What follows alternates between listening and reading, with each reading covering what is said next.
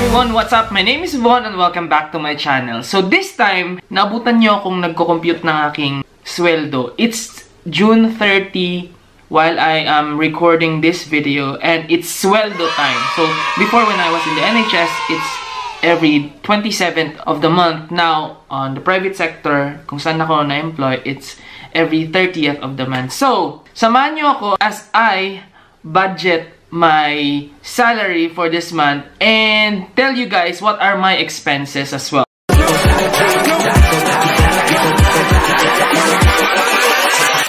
Hold up.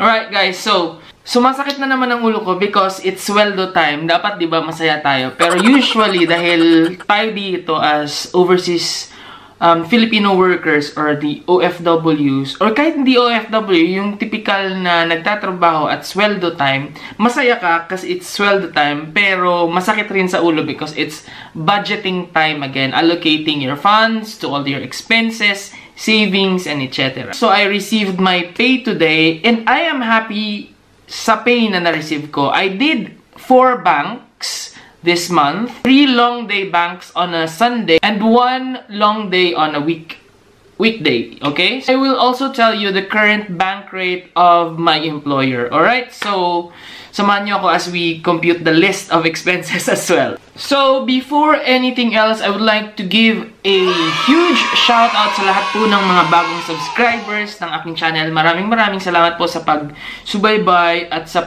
pakikinig sa aking mga videos. And I hope you are all learning and enjoying the videos. So, let's go now to the topic. Alright guys, so before ko i-reveal guys kung magkano ang kinita ko ngayong month, let me give you a little bit of backtrack. I am a nurse in a private hospital in an ICU here in London. I came from the NHS, and if you would want to compare the rate of NHS and private sector, I have my videos on my channel. So just click that video and you will learn about the differences of NHS and the private sector. So magkano nga ba ang bank rates ng current employer ko, which is a private hospital? If you do a long day on a weekday, your rate will be 25.6 per hour times 11.5. If you do a weekday night shift, your rate will be 30.7 times 11.5 hours. If you do weekends, both day and night, you will do 35.88 times 11.5 hours. So, yun po ang kitaan sa current employer ko or usually sa private sector. Pero, hindi ko sinasabing pareho-pareho lahat ng employers. Hindi ko po alam kung magkano po yung sa ibang private hospital, but this is my current rate. This month, I did 4 bank shifts on top of my 13 shifts. So, I did 3 long days on a Sunday and 1 long day on a weekend.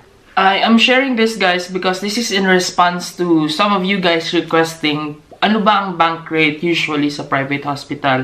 But I would like also to give idea to those nurses who would want to explore more opportunities, especially working here in the UK and working in London. Secondly, sinasabi nila na bakit ko daw nire-reveal yung mga salaries, yung salary ranges. But I think people deserve to know. I mean, these Filipino nurses or nurses in general need to know the differences of NHS salary and private sector salary. This is not to clash NHS versus private, but this is just a comparison on the actual salary differences in terms of bank rates and in terms of salary or benefits from private and the NHS. Okay, so going back, so after having 4 banks this month on top of my basic pay, so I received 3,497.75 pounds. This is my salary for this month. Okay, hang on, wag muna tayong masyadong maging masaya because this 3,497 pounds, marami pa yung deductions. But to make it clear, the 3,497 pounds I received is already the net pay. Okay? So, yun yung mga nakaltas na yung tax, natanggal na yung mga NI, National Insurance, and lahat-lahat. So, ang ima-minus ko na lang dito is yung mga expenses ko. For this month, pagka-receive ko ng aking salary, hindi pa ako masyadong magsa-celebrate because marami pang babayaran. So, these are the following common expenses I have and I will pay for this month. Okay?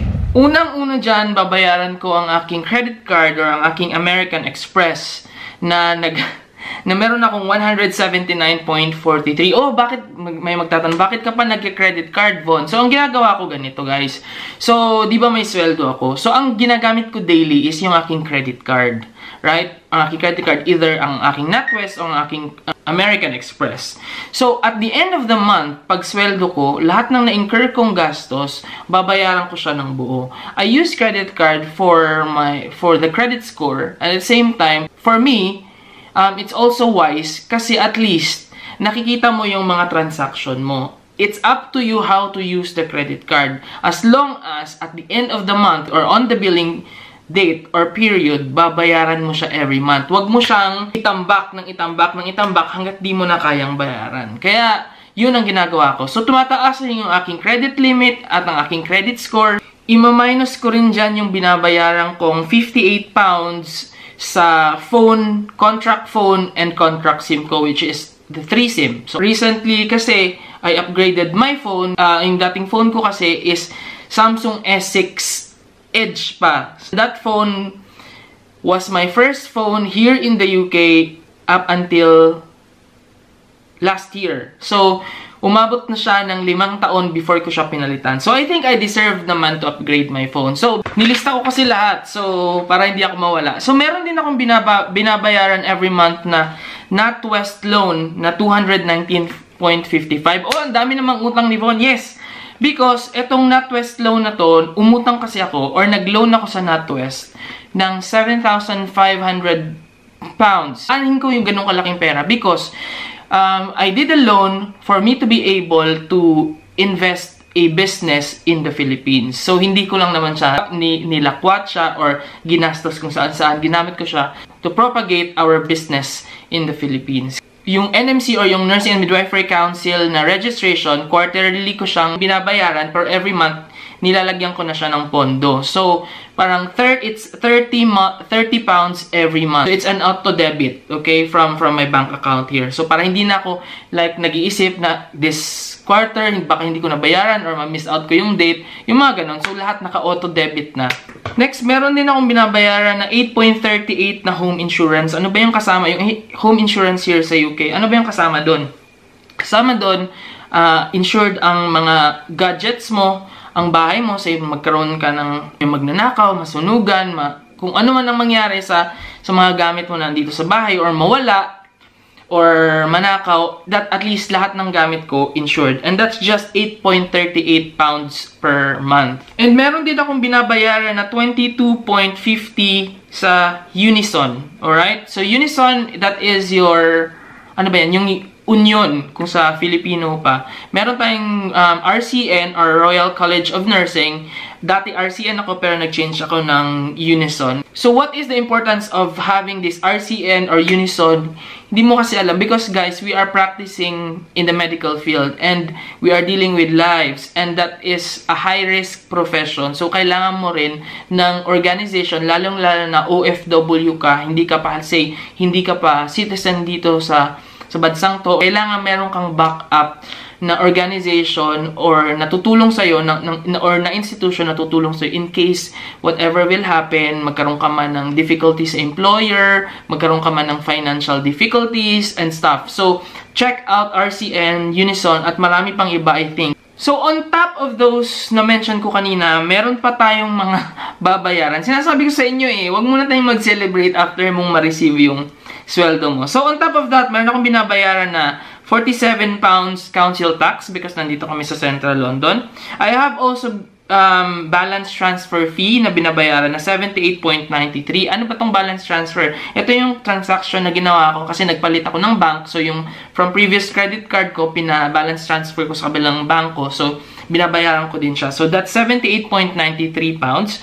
Barclays. So, importante guys, before kayo mag-spend ng inyong sweldo, magtira kayo for your savings. Important yon, save first before spend. So, meron akong tinatabing 100 pounds monthly sa Barclays. Dati, 200 pounds actually yan. Pero sabi ko, binawasan ko na lang muna ng 100 pounds because I would want that account sa Barclays na maging emergency fund. In case whatever will happen, meron kang dudukutin na hindi mo ginagalaw. Ever, na hindi mo ginagalaw. So, for me, that's my Barclays savings. That's 100 pounds. Meron din akong ISA fund. So, just in case, in the future, na gusto ko nang mag-mortgage or bumili ng bahay, meron akong tinatabi na 200 pounds sa bangko for ISA. So, if you want to know about ISA or ISA, just Google it or look at sa YouTube, maraming tutorial videos kasi kumikita rin yung pera mo pag naglagay ka sa ISA. While inaantay mo kung kailan yung tamang time na makabili ka ng bahay or property. So, just putting up 200 pounds for that. And that's also considered as savings or investment. Ever since nung nasa Pilipinas pa lang ako, meron na rin akong insurance na binabayaran. It's a life insurance, retirement, meron siyang retirement fund at meron siyang investment security fund na kumikita rin yung investment na portion at meron ding critical illness fund. So, malaki ang sakop ng insurance na yun. That is important because as an OFW, yun yung magandang ipamana mo sa pamilya mo. So, important yun guys. So, sa akin, nag-aalat ako ng 300 pounds monthly doon sa aking insurance and I would like to shout out to PruLife UK for that. Maraming salamat because na-introduce sa akin yan. This is not a paid a paid video by PruLife pero gustong-gusto ko yung PruLife UK. That's just me. Kumuha rin po ako. This is my first time na kumuha po ng bahay at lupa doon sa aming probinsya. So, meron po akong pinapatay yung bahay, or actually, ipapatay yung bahay pala kasi nasa down payment pa lang ako na phase. Hindi ako maluho, hindi ako mahilig sa sasakyan, sa magarbong kotse, or sa mga gadget. No, ininvest ko siya sa bahay at lupa. Medyo mabigat, yes. It's not easy. If you want to have a quality life in the future and want to have a property, hindi naman sayang kapag bumili ka ng bahay at lupa. Hindi nagiging mura or nadi-depreciate ang lupa. So, for me, I allot 800 pounds from my salary there. So, malaki-laki rin yun at medyo mabigat pero kapag natapos yun, sulit na sulit naman. Additional expenses are, marami pa. Yung water namin dito, pinaghahati-hatian namin. So, I pay 12.06 pounds. Meron din kaming binabayaran na wifi. Yung aming wifi dito sa bahay is 12 pounds. Electricity, 30.32 pounds. And yung share ko sa bahay, because this is our, parang may 3-bedroom house. At ang binabayaran ko is 560 pounds, which is not bad. And I also allot another 200 pounds for another savings. So, ano ba yung savings na ito? So, yung kanina na-mention ko yung sa Barclays, emergency fund yon, hindi siya totally gagalawin unless emergency. Itong 200 pounds per month ko naman, meron din akong nilalagay sa savings builder ko sa NatWest. Ito yung magiging fund ko sa mga upcoming big expenses ko. Halimbawa, sa citizenship, sa pagkuha ng indefinite leave to remain visa, sa pag-uwi mo sa Pilipinas, yung mga ganon, yung malakihang investment or expenses. And on top of that, 100 to 200 pounds grocery for the month, and say 100 pounds for the fare. Syempre, yung padala ko pa. So, yung pamilya ko po, before po ako umalis, I made sure na meron silang business for sustainability. Halimbawa po, magkaroon po ng problema ako dito sa UK, kahit po wala akong maipadala sa kanila, meron silang nadudukot sa sarili nilang fund because meron silang sustainable business. And that is also a healthy relationship between you and your family because they can stand on their own, hindi sila magiging dependent sa kung magkano lang ipapadala mo, at hindi ka rin mahihirapan dito abroad because they are sustainable. So, ang pinapadala ko lang, or minsan nga, may ibang buwan na hindi ako nakakapadala. Halimbawa, short talaga. Sinasabi ko kay ma, hindi ako makapadala. But they are okay because they have a sustainable business. Meron silang independence in terms of finances. It's a main goal talaga, guys. Not only investment, not only savings, but business for your family and for yourself. And those are my expenses. So, magkano na lang po ba ang natira sa akin? Roughly, meron pa po ako natitirang 300 to 400 pounds as my money. Yung ganun. So, at least meron ka rin na-enjoy na para sa sarili mo. Tapos, may iba na nagsasabi nga, yun lang pala yung natitira sa inyo talaga. Like, say, sabihin natin 200 pounds lang yung natira sa akin. At least, wala kang utang at the end of the month. Out of the salary, before ka pa gumastos, meron kang natirang ipon, investment, at para sa business. So, at least, itong 200 pounds ko na to is sa akin na to. At least, meron kang panghuhugutan na meron kang pocket money. Alright? Hindi po ako perfecto. May mga times po, may mga buwan na nahihirapan po ako. Kaya, I do extra shifts. Hindi po sa pagmamalaki, pero mataas po yung pangarap ko para sa pamilya at para sa sarili ko. So, I have to work hard for it. If you dream without doing or making it happen, it's nothing. So I hope and pray sa inyong lahat na inspire ho kayo sa mga sinasabi ko. Hindi ito sa pagmamalaki na nakayanan ko or sa pagmamalaki na ito yung mga nakukuha ko every month. No. So I hope you enjoyed listening to me. It's quite a bit long. I hope I guided some of you guys. If you disagree with me, that's fine. As I've said, ito po yung aking mga sariling practice. And if you've got some suggestion, or meron po kayong mga like constructive criticism, or meron po kayong mga mas magandang suggestion talaga, drop your comments down below. Baka po at least mabasa po ng iba, or mabasa ko rin po para ma-improve ko rin po ang aking finances dito sa UK while I'm working here in the UK. So maraming salamat po sa pakikinig. Thank you very much for listening. So thank you for watching the videos, and see you in the next videos and adventure. God bless everyone. Bye!